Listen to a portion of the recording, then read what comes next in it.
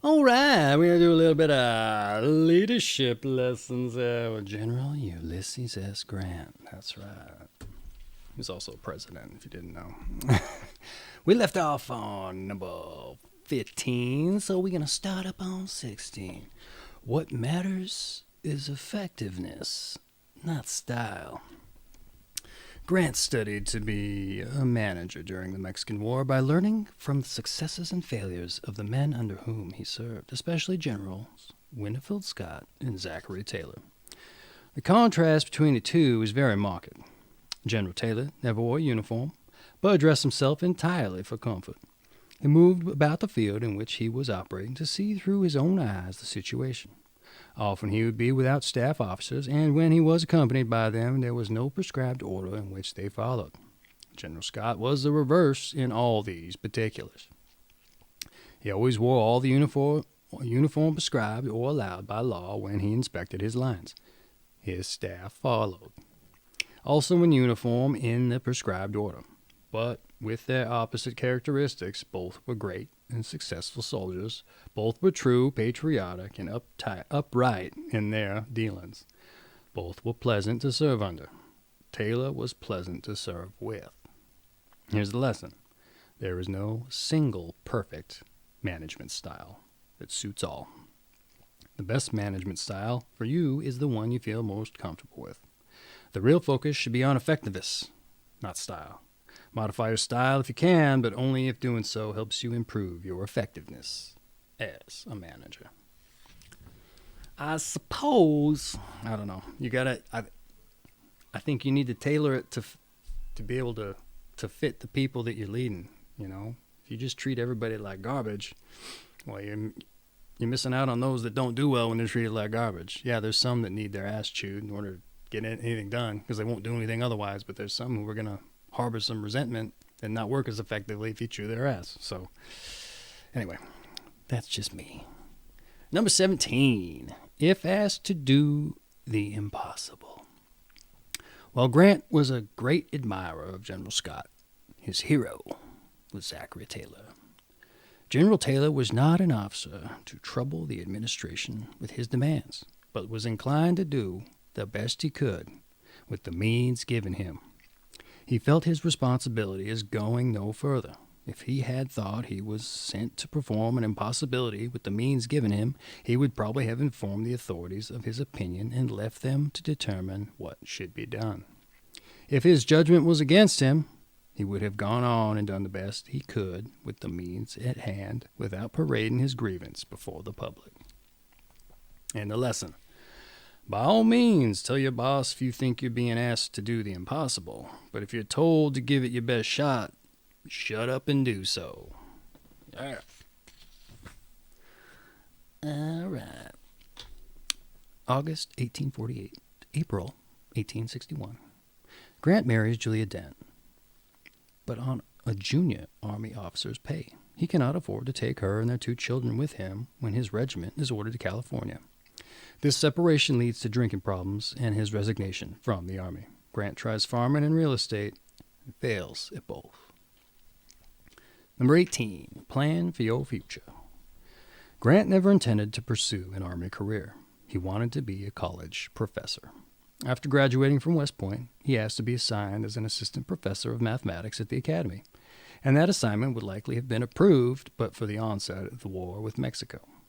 Later, Grant began to give serious consideration to remaining in the Army. He was certain that Thomas Hamer, the Ohio congressman who had appointed him to West Point, would see to it that he enjoyed a comfortable career as a staff officer.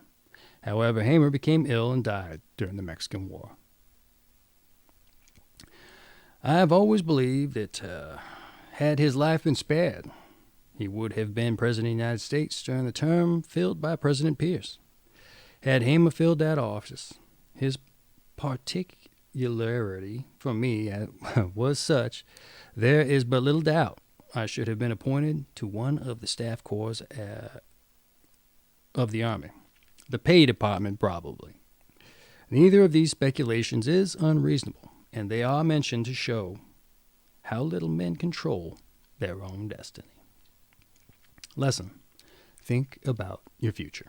All right. Make plans, but always bear in mind that even under the best circumstances, you will have only limited control over the course of future events.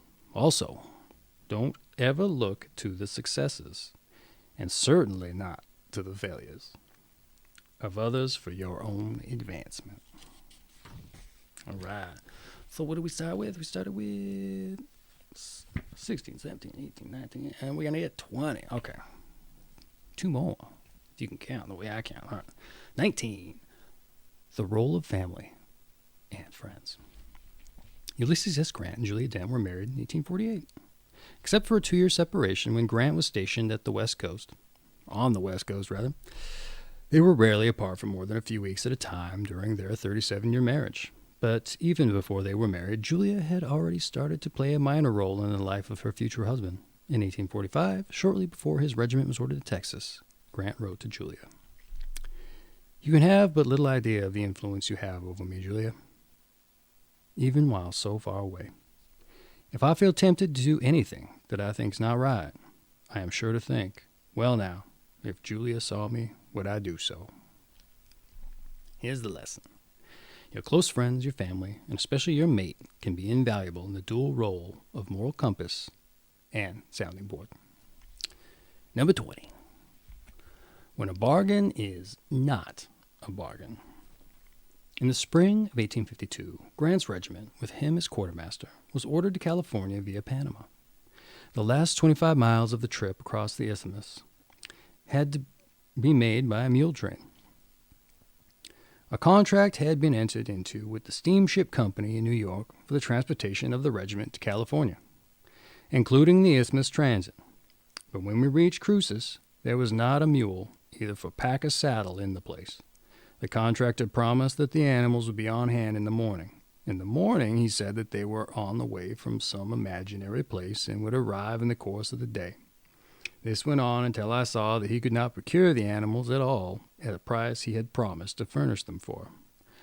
I therefore myself dismissed the contractor and made a new contract with a native at more than double the original price. Here's the lesson. A supplier who can't deliver as promised is not worth dealing with at any price. If you make price your own consideration, it will almost certainly cost you more in the end.